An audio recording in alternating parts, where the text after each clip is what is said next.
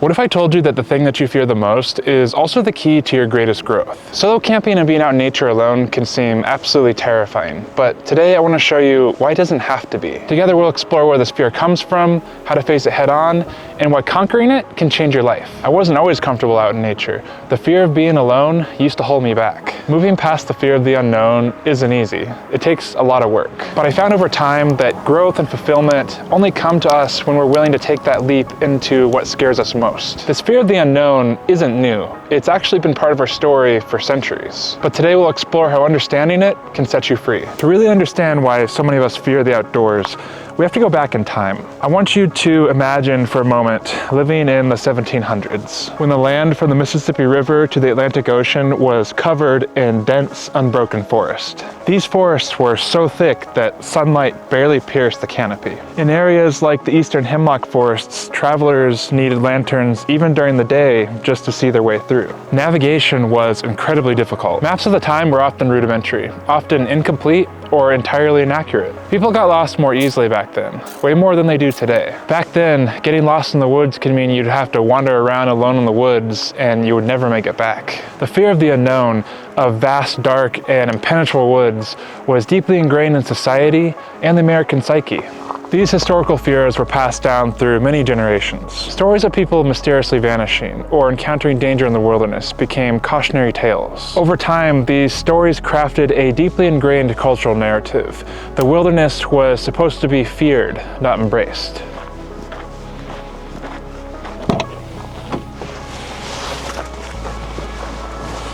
Even today, those fears still linger. While our forests have become way more accessible and tools like GPS have revolutionized in how we do navigation, many of us still view the outdoors as unpredictable and risky. But there's more to the story. Our relationship with the wilderness didn't just shift because of fear. It also changed because of how we chose to reshape the land itself. As society grew, the focus turned to taming the land, to make it both more navigable and usable. This mindset drove the logging industry to target old-growth forests, clearing vast and remote areas, all in the name of progress. Today we have fewer forests than we ever have before, but I think this cultural fear of the wilderness has remained with us. It wasn't until much later, with efforts like the listing of the great spotted owl as an endangered species, that we began to protect the ancient forests that remained. These old-growth ecosystems are incredibly rare now, but their protection was a turning point, reminding us of the value of the wild places that we have left.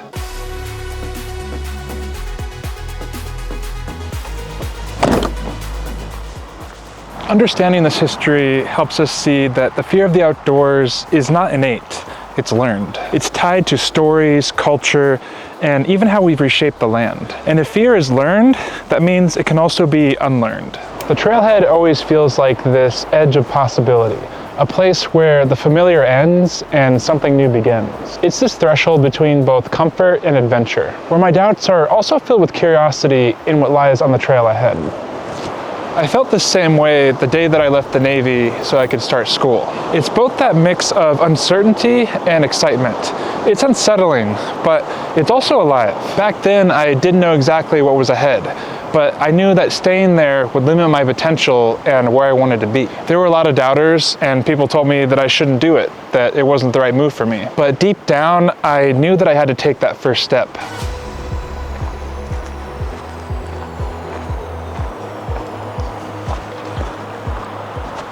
If there's one thing that I've learned, it's that stepping into the unknown is where the magic happens. You don't have to know all the answers. You just have to trust that it's going to work out. Because deep down, you know that if you don't, you'll regret it for the rest of your life. And here's the thing, you don't have to start big. You don't need to dive into a week-long solo backpacking trip right away. That's quite a lot. You want to start small. Take a day hike like the one that I'm on right now. Do a few short, low-commitment trips in good weather to build your confidence. The wilderness can feel vast and overwhelming, but break it down to small steps. Make it approachable.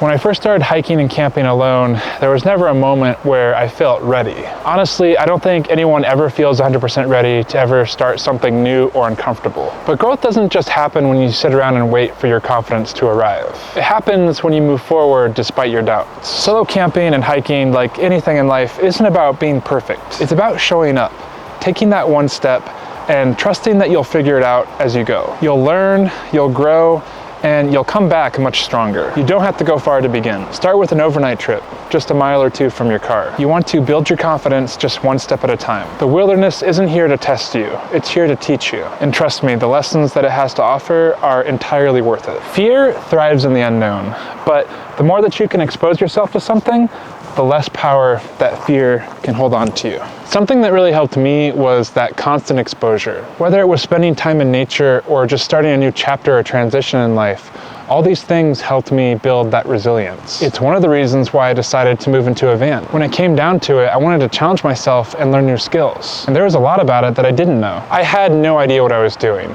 But the first thing that you have to do is just start, and you will learn along the way. However, I'm a huge believer that practical steps can also make a huge difference. Always leave your plans with someone that you trust. Let them know where you're going and give them an idea of a window of what time you expect to be back. It's a good idea to build bailout points into your route, places where you can cut the trip short if needed. There's absolutely no shame if you need to turn back if whatever situation that you're in becomes too dangerous. I've had to turn back on a lot of trips where I didn't bring enough warm clothes or the people that I was with weren't prepared enough for the conditions that were present. The reality is that conditions can change, and it's better to be smart and adjust as you need to. These small steps help to create a safety net, giving you the confidence to explore more. Each of these actions builds not just confidence, but a deeper trust within yourself. And that trust is where the real transformation happens.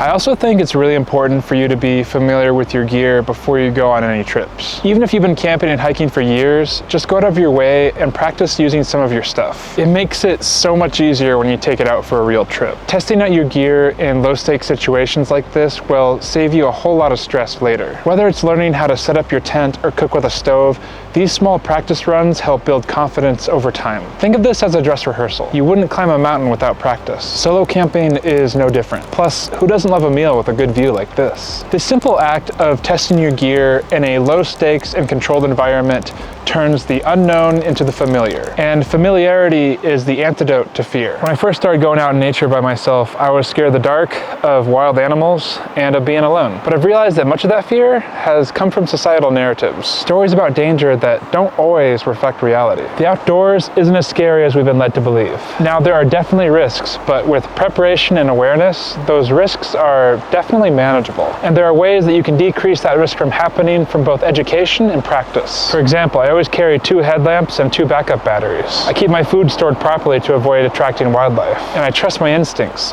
These little actions add up to big peace of mind. There are so many resources available today where you can get knowledge about the outdoors. When I used to live up near the White Mountains of New Hampshire, I remember picking up a trail guidebook and reading through it as I would plan my routes. Having read through the guidebooks before I started my backpacking trips was super helpful. When I wanted to tackle a winter ascent of Mount Washington, I signed up for an in-person mountaineering course. I learned the basic skills that I needed to have in order to achieve the goal that I wanted. Solo hiking and camping is way more than just an adventure. It's a journey inward. Out here, away from the noise and distractions, you can start to hear yourself more clearly. You learn to trust your instincts, to be comfortable in your own company, and to see the world and yourself in a whole new light. There's something about the stillness out here that's humbling. It reminds you of how small you are, but in the best way. You realize that you don't need to have all the answers right now. Out here, it's just enough to be present. This is where I find clarity, in the simplicity of flowing water, the rustle of wind through the trees, and the quiet rhythm of my own footsteps anytime I'm walking down one of these trails. It's in these quiet moments that I reconnect with myself, with nature, and with what truly matters. This isn't just about the miles that you hike or the views that you see. It's about the space that you create to reflect and grow, to let go of what no longer serves you. It's about finding the courage to just sit there with your thoughts and embrace the beauty of the present moment. There is a kind of peace out here in places like this that's hard to describe. It's not about escaping life or reality. It's about stepping into it more fully. Out here, every small action feels intentional. So why does this matter? Why should you face your fear of solo camping, or for that matter, any fear at all? It's not just about being able to spend a night in the wilderness by yourself. It's about what the wilderness wilderness gives you in return. When you step out into nature alone, you step away from distractions. You strip away the noise of daily life, the constant buzz of technology, the responsibilities and expectations. Out here, you're left with yourself. And that's where the real work happens. That's where you grow. Facing fear, whether it's being alone, afraid of the dark, wild animals, whatever it is, teaches resilience. It shows you that you're capable of far more than you think you are. And that confidence doesn't just stay in the wilderness. It follows you into every area of your life.